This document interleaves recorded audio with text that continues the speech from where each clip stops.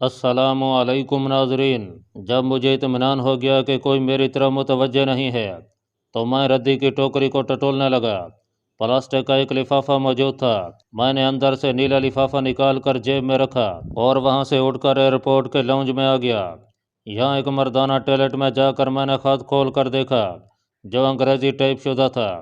तर्जनापुली के कोलपट्टा चौक में कृष्णा होटल है, उसमें राजा राम तेवाड़ी के नाम से कमरा किराए पर ले लो, वहाँ हमारा आदमी आकर तुम्हें ले जाएगा।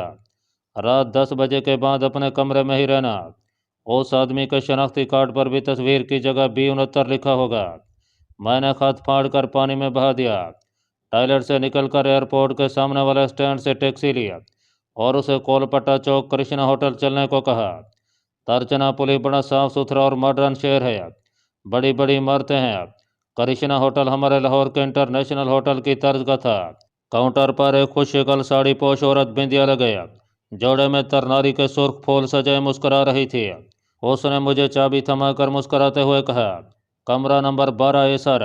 मैं लिफ्ट की तरफ बढ़ गया। मेरा कमरा तीसरी मंजिल पर था। सिंगल बेडरूम का साफ सुथरा कमरा था। बाथरूम अटैच था। मुंह हाथ धोकर ताज़ा दम हुआ। फ़ोन करके कमरे में ही खाना मंगवा लिया। सालन में क़यामत की मिर्चें थीं। जनूबी भारत में सुर्ख मिर्चें इस तरह खाई जाती हैं जिस तरह हम यहाँ लहसुन की चटनी खाते हैं। खाने के बाद मैं कुछ देर आराम करने के घर से लेट गया। आँख खुली तो दिन ढल चुका था। मुंह हाथ धोकर कमरे में ही काफ़ी मंगवा कर पी। इतने में फ़ोन की घंटी बजी। मैंने रिसीवर उठाया। दूसरी तरफ से किसी ने अंग्रेजी ज़बान में पूछा, आपके पास प्लास्टिक के सामान के नमूने होंगे? हम अपनी दुकान के लिए आपकी कंपनी का कुछ माल खरीदना चाहते हैं। मैं समझ गया कि ये उस खुफिया गैंग का कोई आदमी है। मैंने कहा, जी हाँ, मेरे पास नमूने मौजूद हैं। दूसरी तरफ से आवाज़ आई, मैं 10 बजे रात आऊँगा। फ़ोन बंद कर दिया गया। कमरे में दिन भर पड़े रहने से भी लोग शक कर सकते थे। चुनाचे कमरा लॉक करके होटल से बाहर आ गया और एक कुशादा बाजार के फुटपाथ पर टहलने लगा। शाम हो गई थी। फ्लैटों में बत्तियां जल उठी। साड़ी पोश औरतें और धोती पोश दुबले पतले मर्द इधर उधर आ जा रहे थे। एक सिनेमा घर के बाहर हेमा मालिनी की बहुत बड़ी तस्वीर लगी थी। बाएं जानिब एक मार्केट थी जिसकी दुकानें जगमगा रही थीं। लोग तामुल तेलुगु और कंट्री जबान में बातें कर रहे थे जो मेरी समझ से बाहर थी। अचानक ही मैंने कॉस्मेटिक की एक दुकान से उस सांवली लड़की को निकलते देखा जिसे मैंने सुबह चिल्ड्रन पार्क में देखा था। इस वक्त वो सियाह साड़ी में मलबूस थी जिसकी पट्टी सुर्ख थी। माथे पर सुर्ख बिंदिया और जोड़े में सफ़ेद फूलों का गजरा था। उसने भी मुझे देखा तो ज़रा सा मुस्कराई। मेरे होंठों पर भी अपने आप मुस्कुराहट आ गई। उसके हाथ में एक लिफाफा था। वो मुस्कराती हुई मेरे करीब से गुजर गई। उसके लिबास से ख्वाब अंगेज खुशबू आई। यह जनूबी हिंद के मंदिरों में रक्स करने वाली कदीम देवदासियों की खुशबू थी। मेरा ख्याल था कि मार्केट का गेट मुड़ते हुए वो पलटकर मेरी तरफ ज़रूर देखेगी, मगर वो चली गई और मुझे मार्केट वैरान वैरान सी लगने लगी। मैं मार्केट की राहदारियों में चलता रहा, फिर वापस अपने होटल आ गया। ठीक 10 बजे रात 10 तक हुई। मैंने दरवाज़ा खोला तो सामने एक खद्दर पोश उधेड़ उम्र का आदमी हाथ में ब्रीफ केस उठाए खड़ा था। पहली नज़र में वह मुझे कोई कांग्रेसी लीडर लगा। उसने मुस्कुराकर मुझसे अंग्रेजी में कहा, मिस्टर राजा राम तेवाड़ी आप ही हैं? जी हाँ। मैंने दरवाज़ा खोल दिया। वो अंदर आकर कुर्सी पर बैठ गया और ब्रीफ केस खोलते हुए बोला, हमें अपनी दुकान के लिए आपकी फर्म की मसनूआत की ज़रूरत है। मैंने अपने ब्रीफ केस में से अपना शनाख्ती कार्ड निकाल कर उसे दिखाया तो वह मुस्कराया और उसने भी अपना शनाख्ती कार्ड मेरे सामने कर दिया जिस पर B69 के हिस्से लिखे हुए थे। मिस्टर तिवाड़ी, उसने शनाख्ती कार्ड ब्रीफ केस में रखते हुए कहा, आपको मेरे साथ चलना होगा। मुझे भला क्या इतराज़ हो सकता था। मैं उसके साथ होटल से बाहर आ गया। बाहर उसकी छोटी सी गाड़ी खड़ी थी। वो मुझे लेकर एक सुनसान सड़क पर रवाना हो गया। वो खामोश था। पाकिस्तान दुश्मन मंसूबे का सुराग लगाने की मुहिम मुझे गहराइयों में उतारे चले जा रही थी और अभी तक मैं मामले की तह तक भी नहीं पहुंच सका था। तर्जनापुली के मज़ाफ़ात में से गुजरने वाली सड़क पर मौत का सन्नाटा था। कार फराटे भरती उड़ी जा रही थी। एक जगह गाड़ी रोक कर वो गोया हुआ, यहाँ तुम्हारी आंखों पर पट्टी बांधी जाएगी, यह बहुत ज़रूरी है। एतराज़ करने की कोई गुंजाइश नहीं थी। मेरी आंखों पर सियाह पट्टी बांध दी गई। अब कार आगे रवाना हुई तो किसी चौक में पहुंचकर उसने गोल दायरे में चक्कर लगाना शुरू कर दिया। फिर एक सिमत को रवाना हो गई। یہ اس لیے کیا گیا تھا کہ میں آسانی سے راستہ تلاش نہ کر سکوں۔ اب مجھے کچھ معلوم نہیں تھا کہ کار کس سمت جا رہی ہے۔ پھر مجھے ایسا لگا جیسے کار کسی سرنگ میں داخل ہو گئی ہے۔ انجن کی آواز گونجنے لگی تھی۔ میں خاموش بیٹھا رہا۔ اس سرنگ میں کوئی 5 منٹ چلنے کے بعد گاڑی ایک جگہ گھوم کر رک گئی۔ پھر وہ شخص میرا ہاتھ تھام کر ایک جگہ سیڑھیاں اترنے لگا، جہاں ایک دروازہ کھلنے اور بند ہونے کی آواز آئی۔ میرے ساتھی نے کہا، اب پٹی کی ضرورت نہیں۔ میں نے پٹی ہٹا کر دیکھا کہ میرے گائیڈ ایجنٹ نے چہرے پر ایسا سیاہ نقاب پہن رکھا تھا کہ اس کی صرف آنکھیں ہی نظر آ رہی تھیں، باقی سارا چہرہ اس کے سیاہ نقاب میں چھپ گیا تھا۔ ایک ایسا ہی نقاب اس نے میرے چہرے پر بھی ڈال دیا۔ ہم ایک تنگ راہداری میں چلنے کے بعد ایک گول کمرے میں پہنچ گئے۔ یہاں وسط میں ایک میز تھی، دیوار کے ساتھ 4 کرسیاں رکھی تھیں، ایک گول کرسی میز کے پیچھے بھی تھی۔ میرا ساتھی مجھے اس کمرے میں چھوڑ کر چلا گیا۔ میں نے کمرے کا جائزہ لیا۔ دیوار میں چھت کے قریب ایک چوکٹا لگا ہوا تھا جس میں سے تازہ اور ٹھنڈی ہوا اندر آ رہی تھی۔ من دروازہ کھولا اور ایک بھاری بھرکم آدمی داخل ہوا۔ اس کے ہاتھ میں بریف کیس تھا۔ اس نے فوجی وردی پہن رکھی تھی، مگر کاندھے پر عہدے کا نشان نہیں تھا۔ اس کا چہرہ بھی نقاب میں چھپا ہوا تھا، سر کے بال سفید ہو رہے تھے۔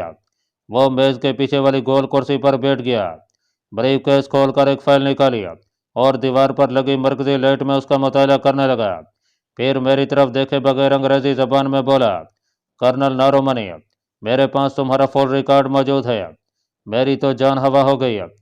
تمہیں اس اہم ترین مشن کے لیے خاص طور پر اس لیے چنا گیا ہے کہ تم انڈین آرمی میں رہ کر 4 سال کی کمانڈو ٹریننگ حاصل کر چکے ہو۔ تمہیں مکتی بانی کے بھیس میں ڈھاکہ بھیجا گیا، جہاں تمہارا ریکارڈ بڑا شاندار رہا۔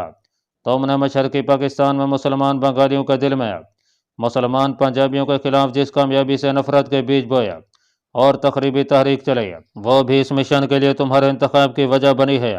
اب تمہیں اسی قسم کا مگر اس سے بھی زیادہ اہم اور نازک مشن سونپا جا رہا ہے۔ تم اس سلسلے میں کلیدی رول کرنے والے ہو۔ تم جلندھر کے ہوتے ہوئے بھی ہندی اور سنسکرت کے علاوہ اردو، فارسی اور اسلامی علوم میں بھی مہارت رکھتے ہو۔ یہ بات بھی تمہارے حق میں جاتی ہے۔ تمہارا اصلی نام سوائے میرے اور ہمارے انٹیلیجنس باز کے اور کسی کو معلوم نہیں، لیکن ہم تمہیں کرنل نارومنی کے نام سے یاد کریں گے۔ تم اس وقت جس زیر زمین مقام پر موجود ہو، اسے تم پاکستان پر آخری اور کاری ضرب لگانے والا کارخانہ کہہ سکتے ہو۔ یہاں جوہری توانائی حاصل کر لینے کے بعد حکومت کی زیر سرپرستی ہائیڈروجن بم پر بھی ابتدائی ریسرچ ہو رہی ہے، لیکن اس وقت یہاں بھارت کے لائق ترین سائنسدانوں کی نگرانی میں ہم ایسی انقلاب انگیز گولیاں تیار کرنے میں کامیاب ہو گئے ہیں جو کسی انسان کو کھلا دی جائیں تو اس کے خیالات اس کے دلی عقائد کے بالکل الٹ ہو جاتے ہیں۔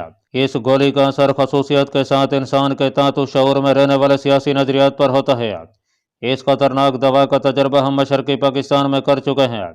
ساری دنیا کو معلوم ہے کہ مشرقی پاکستان میں مسلمان بنگالی لیڈر بھی نظریہ پاکستان کے دشمن بن گئے تھے۔ یہ ہماری انہی گولیوں کا اثر تھا، لیکن ہمارے پاس اس کی مقدار بہت کم ہے، اس لیے ہم نے ان گولیوں کو بڑے بڑے لیڈروں پر استعمال کیا ہے۔ ہمارے جاسوس مغربی پاکستان میں موجود ہیں۔ مغربی پاکستان میں جتنے لیڈر مسلمان ہوتے ہوئے بھی اس اسلامی ملک کی مخالفت کر رہے ہیں اور اسے توڑ دینا چاہتے ہیں، انہیں ہمارے جاسوس یہ گولیاں کھلا چکے ہیں۔ ان گولیوں کی تیاری پر کثیر سرمایہ اور طویل عرصہ لگتا ہے، چنانچہ ہم اسے کہیں کہیں استعمال کرتے ہیں، اور اس وقت ہمارا ٹارگٹ یہ ہے کہ مغربی پاکستان میں وسیع پیمانے پر صوبوں کے درمیان منافرت پھیلائی جائے، خاص طور پر سندھ صوبہ، سرحد اور بلوچستان کے لوگوں کو پاکستان کے خلاف زیادہ سے زیادہ بھڑکایا جائے۔ فوجی ایجنٹ کی باتوں نے میری آنکھیں کھول دیں۔ میں سوچ بھی نہیں سکتا تھا کہ یہ لوگ پاکستان کو ختم کرنے کے لیے اتنی خطرناک ترین اور گھنونی سازش میں مصروف ہیں۔ فوجی ایجنٹ سگار سلگا کر کرسی سے اٹھا اور کمرے میں ٹہلنے لگا۔ میں خاموش سر جھکائے بیٹھا تھا۔ وہ اپنی کرسی کے پاس آ کر رک گیا اور میری طرف دیکھ کر بولا، تمہیں ہر قسم کی سہولت دی جائے گی، پوری بریفنگ کر دی جائے گی، تمہیں پاکستان میں موجود اس بھارتی ایجنٹ کا خفیہ ایڈریس بھی دے دیا جائے گا جس سے تمہاری ملاقات ضروری سمجھی جائے گی۔ میں نے ذرا کھانس کر اپنی زبان کھولی۔ سر، ہم پاکستان کے برسر اقتدار لوگوں کو یہ گولیاں کیوں نہیں کھلا دیتے؟ نقاب پوش فوجی ایجنٹ ایک پل کے لیے مجھے خاموش نظروں سے دیکھتا رہا، پھر بولا، مجھے تم سے اس قسم کے سوال کی توقع نہیں تھی۔ کیا تم اتنا بھی نہیں سمجھ سکتے کہ پاکستان کے کسی اعلیٰ سرکاری افسر کو گولی کھلانے سے کوئی فائدہ نہیں ہوگا، بلکہ ہماری بیش قیمت گولی ضائع ہو جائے گی؟ گولی کھانے کے بعد جب اس کے سیاسی نظریات الٹے ہو جائیں گے और वो अपने मुल्क के खिलाफ बातें करने लगेगा या कोई कार्रवाई करेगा तो उसे फ़ौरन इस ओहदे से हटाकर नज़र बंद कर दिया जाएगा। इसके बरअक्स हिज़्ब मुखालिफ सियासी लीडरों पर यह नुस्खा कामयाब रहेगा, क्योंकि जब हिज़्ब मुखालिफ का कोई लीडर हुकूमत या मुल्क के खिलाफ कोई बात करता है तो लोग उसकी बातों पर ध्यान देते हैं। हुकूमत जब उन्हें जेल में डालती है तो लोग उसके खिलाफ रद्द अमल का इजहार करते हैं। मुल्क में शोरशें होती हैं, हुकूमत के खिलाफ एक फ़िज़ा बनने लगती है और ये बात हमारे हक़ में जाती है। हम तुम्हें चंद गोलियां साथ ले जाने के लिए ज़रूर देंगे जो तुम पाकिस्तान के कुछ ऐसे सियासी लीडरों को खिला दोगे जिन पर पहली गोली का असर कुछ कुछ ज़ाहिर हो रहा है और वह किसी वक्त पाकिस्तान के हक़ में बयान देने लगते हैं।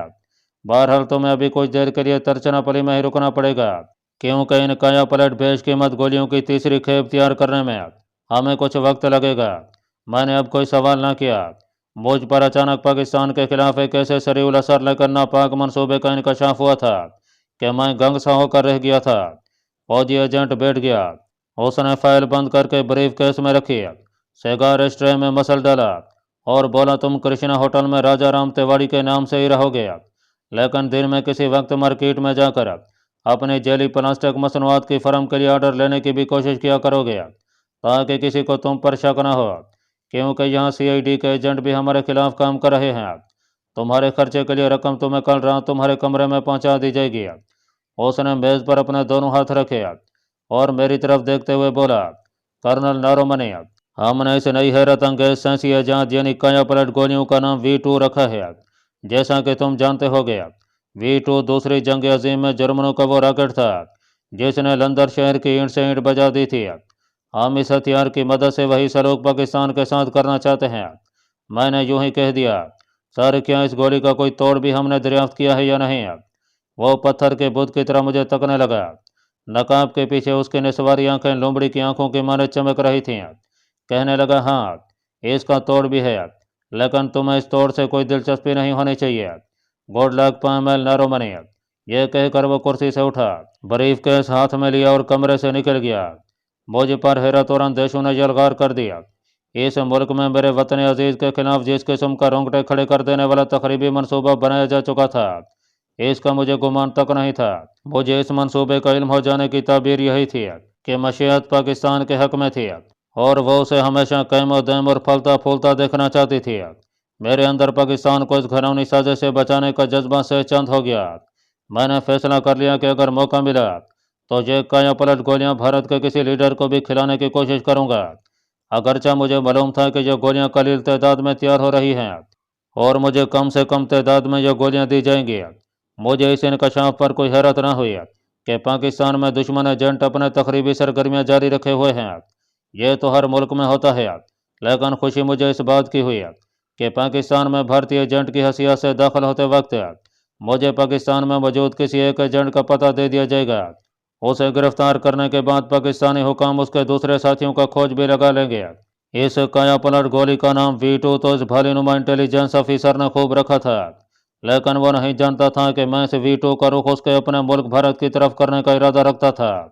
दफातन मुझे अपने पीछे कदमों की चाप सुनाई दी। पलट के देखा तो मेरा नकाबपोश गाइड खड़ा था। मिस्टर राजा राम तिवाड़ी, तुम्हारी वापसी का वक्त हो गया। मैं खामोशी से उठा और राहदारी में से गुजरता उस कमरे में वापस आ गया जहाँ मुझे नकाब पहनाया गया था। यहाँ मेरा नकाब उतार कर मेरी आंखों पर दोबारा पट्टी बांध दी गई और हम ज़ेर ज़मीन राहदारियों में से गुजरते सुरंग में उस जगह आ गया जहाँ मेरे गाइड की कार खड़ी थी। कार रवाना हो गई। कुछ ही देर बाद कार रुक गई और जब मेरी आंखों से पट्टी उतार दी गई तो मैं उसी सड़क के किनारे मौजूद था जहाँ पहली बार पट्टी बांधी गई थी। मैंने दरख्तों को देखकर कोई निशानी याद रखने की कोशिश की, मगर रात के अंधेरे में मुझे दिक्कत पेश आ रही थी। फिर सारे दरख्त नारियल के थे और एक ही जैसे थे। सड़क कच्ची थी और फिर यहाँ मेरी आंखों पर से पट्टी खोलने से पहले कार को 6-7 बार घुमाया भी गया था। यह अंदाज़ा नहीं हो रहा था कि मैं सड़क पर किस तरफ से आया था। कार तेज़ी से मेरे होटल की तरफ उड़ी जा रही थी। अपने कमरे में पहुंचकर मैंने कपड़े बदले और लेटकर सोचने लगा कि भारत एटम बम के बाद अब हाइड्रोजन बम भी बना रहा है और यह सारी तैयारियां पाकिस्तान को ख़त्म करने के लिए की जा रही हैं। मुझे भारत के इस जौहरी और कातिल मंसूबे को भी नाकाम बनाना था। यह मेरा अलग कमांडो मिशन था जिस पर मैं पहली फुर्सत में अमल पैरा होना चाहता था। लेकिन फ़िलहाल मुझे V2 से निपटना था और भारतीय मिलिट्री इंटेलिजेंस की मदद से पाकिस्तान में तकरीब कारी में मसरूफ़ भारतीय एजेंटों को इस तरीके से गिरफ्तार करवाना था कि मुझ पर ज़रा सा भी इल्ज़ाम ना आ सके और सारी कार्रवाई महज एक इत्तफाक़ लगे। अगले रोज़ फौजी एजेंट की फरमाइश के मुताबिक मैं ब्रीफ केस में प्लास्टिक की मसनूआत डालकर मार्केट की तरफ निकल गया।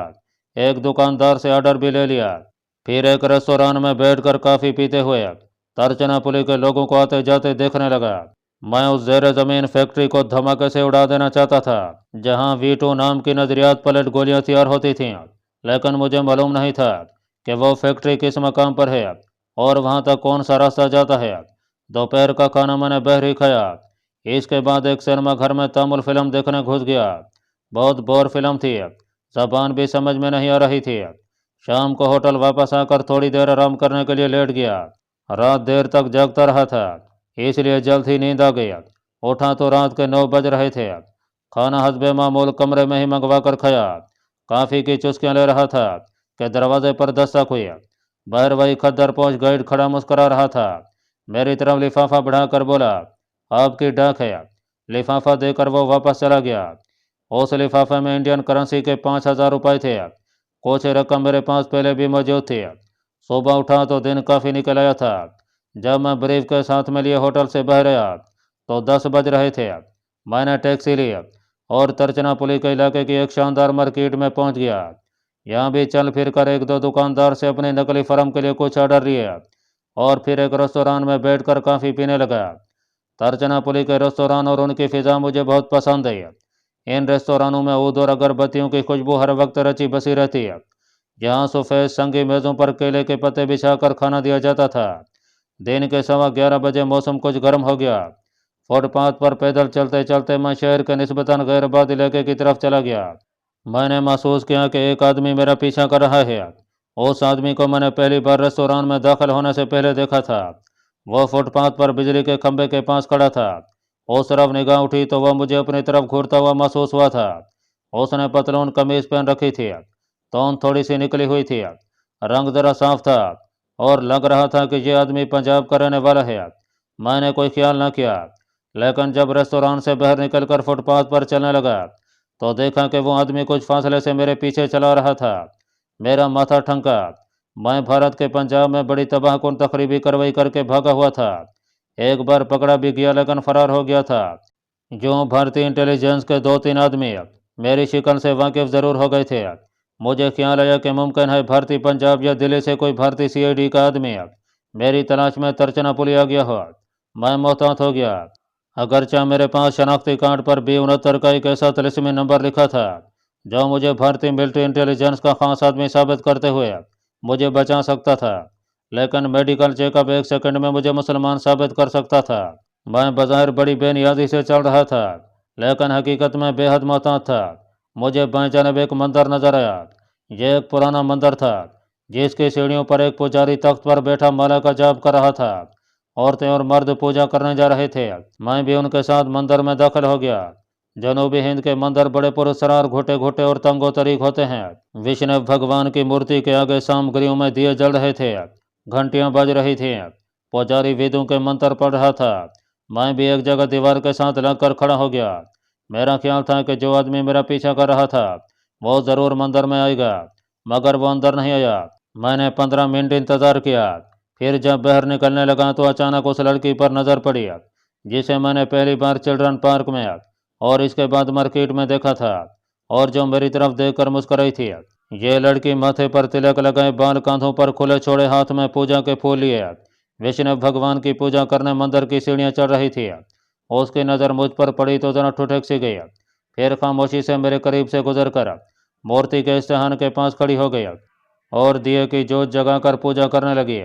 मैंने इस मौके को गनीमत जाना और जल्दी से वापस आकर मूर्ति के सामने वाली दीवार के साथ लगकर खड़ा हो गया। जब यह लड़की पूजा करने के बाद वापस जाने लगी तो मैं सोचे समझे मंसूबे के तहत दीवार से हटकर उसकी तरफ बढ़ा और ऐसी अदाकारी की जैसे किसी पत्थर से ठोकर खाकर गिरा हूँ। लड़की ने बेचैन सा होकर मेरी तरफ देखा और अपनी ज़बान में कुछ कहा। मैंने मुस्कराकर अंग्रेजी में कहा, मैं तुम्हारी ज़बान नहीं समझता। उसने अंग्रेजी में पूछा कि मुझे चोट तो नहीं आई।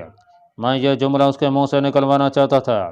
میں نے نہایت چرب زبانی سے کام لیتے ہوئے موسم اور ترچنا پولیس شہر کی لڑکیوں کے حسن کی باتیں شروع کر دیں۔ وہ زیر لب مسکراتی رہی۔ سیڑھیاں اتر کر وہ ایک طرف درختوں کے بیچ والی پکڑ نڈی پر چل پڑی۔ میں نے اپنی عقاب جیسی نظروں سے ارد گرد کا جائزہ لیا۔ میرا دل ذرا سا دھڑک رہا تھا۔ وہ کم بخت اجنبی ایک درخت کے پاس کھڑا تھا اور مجھے مندر سے نکلتے دیکھ کر میرے پیچھے پیچھے چلنے لگا تھا۔ اب یہ بات ثابت ہو گئی تھی کہ وہ CID کا آدمی ہے اور اسے کسی نہ کسی وجہ سے مجھ پر شک ہو گیا ہے۔